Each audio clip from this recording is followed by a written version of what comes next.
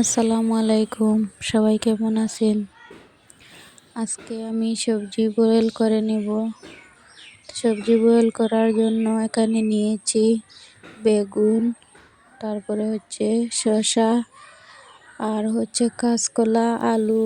এই 4 ধরনের সবজি নিয়েছি। তারপরে কাঁচামরিচ, রসুন, এখানে রসুনও কুচি করে রেখেছি। আমি আজকে সব একসাথে বসিয়ে দেব।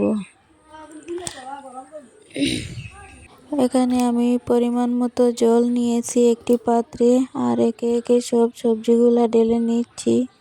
আমি আলাদা করে আর বসালাম না, আজকে আমি একসাথে সব দিয়ে দিয়ে রান্না করব। আজকে সাথে অনেক কাজও আছে, সেই জন্য একসাথে দিয়ে দিব সবগুলা। আর এখানে আমি পরিমাণ মতো লবণ আর ভেজে রাখা একটি মাছ কাটা সরিয়ে নিয়েছি।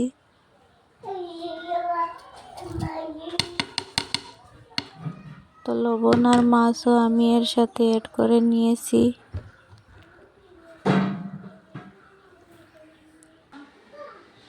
এখন আমার রান্না কমপ্লিট হয়ে গিয়েছে। দেখেন ঝোলগুলা কত ঘন হয়ে গিয়েছে। এই মাছগুলো আমি কাটা সরিয়ে দিয়েছি তাই, আর সাথে আর ভর্তা বানালাম না, সাথে মাছ ভাজি নিয়ে এখন আমরা 3 জনে খেয়ে নেব। দারুণ হয়েছিল, কিন্তু পেট ভরে একদম ভরপুর করে খেয়ে নিলাম। অনেক টেস্ট।